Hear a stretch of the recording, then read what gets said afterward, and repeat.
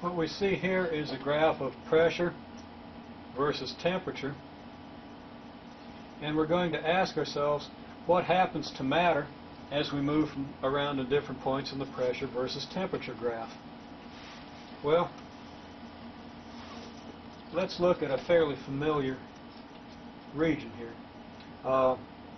Okay, well, you see we've got three regions. We've got a region here that we call liquid, a region here that we call solid, and a region here that we call gas. Let's say that we have a substance that's a solid at low temperatures. Okay, here's the temperature curve, so here we are in the low temperature region. And we have some pressure. Let's take the pressure here because this is a specific pressure that we'll talk about in a minute. Okay, we move along this curve, keeping the pressure constant and increasing the temperature, which is, of course, what happens to most substances in the natural world on the surface of the Earth. The pressures don't change very much, but temperatures can go up and down. Consider water, for example. Now, water can be solid at low temperatures because it's frozen.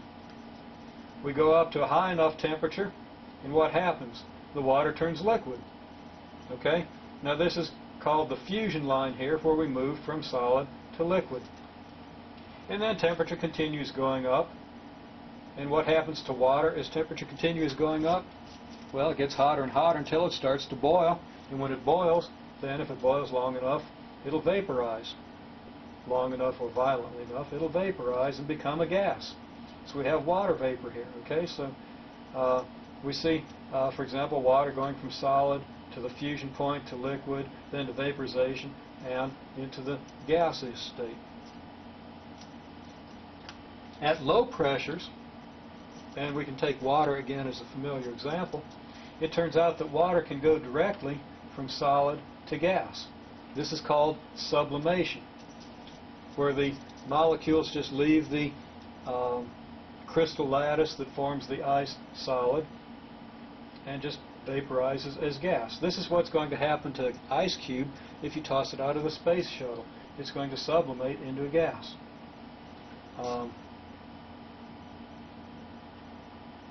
And of course, that's only going to happen at a certain temperature. If the temperature is very low, that's not going to happen. So your ice cube has to be at a certain temperature. And of course, if you toss it out of the space shuttle, if the sun's out, it could easily get warm enough to vaporize. But if it stays below this vaporization temperature, then we can have this. Okay, now, that's fairly easy to see. Another thing is, if we take a gas, okay, at low pressure, very low pressure, almost anything turns into a gas. Now, if we start increasing the pressure without adding any thermal energy so that the temperature stays the same, what happens?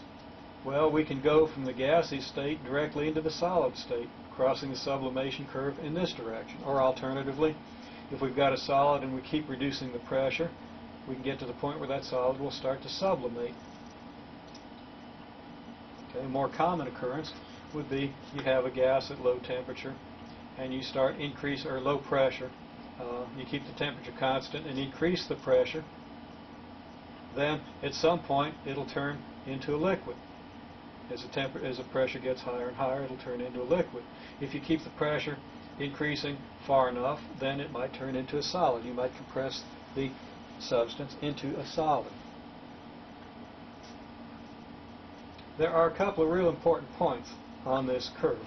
There's first of all what you call the triple point, which consists of a specific temperature and a specific pressure at which a substance can exist in all three states, gas, liquid, and solid, without anything changing. Okay, there's just a specific pressure and temperature where that'll happen. For water, for example, and the triple point of water is a very standard point. It defines very standard pressure and a very standard temperature. Now, if you go out along this vaporization curve, there's a point where the boundary between liquid and gas ends. This is called the critical point, where you no longer have a change of state between liquid and gas. So if you have something that's a gas here and you take it past this point and increase the pressure here, it doesn't suddenly all turn into a liquid. Okay? you get this coexistence of liquid and gas. Now that might seem a little bit weird because liquids and gases seem to be very different. That's not really the case at the high temperatures and pressures that are involved with the critical point. This is usually a pretty high pressure, a pretty high temperature. The high temperature makes the liquid more like a gas, the high pressure makes the gas more like a liquid. So that there isn't really that much difference between the liquid and the gaseous states. So out here you have this kind of combination of liquid and gaseous states.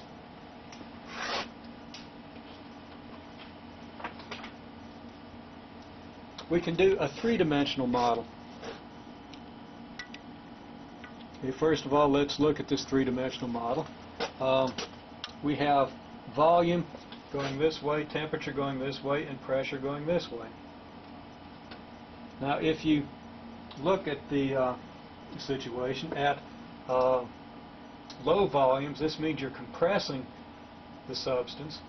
Well, it'll tend to go into a solid or liquid state. It won't be a gas if you compress it enough. Unless your temperature is real high, in which case your gas and liquid could coexist as we've just seen. In this region, though, you have a vapor.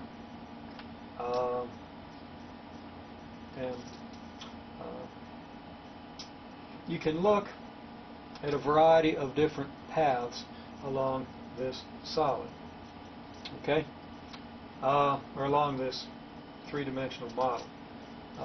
Down here you have the solid vapor region where you have low temperature, which tends to solidify things, but the volume is high and you haven't really compressed it down to solid yet. Here you have liquid vapor.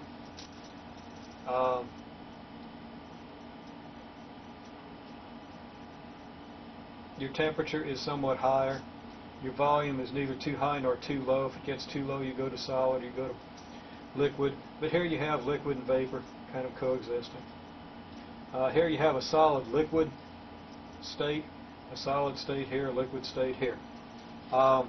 If you go along a path, let's take this path right here. You can see the dotted line that goes all the way from this point to this point.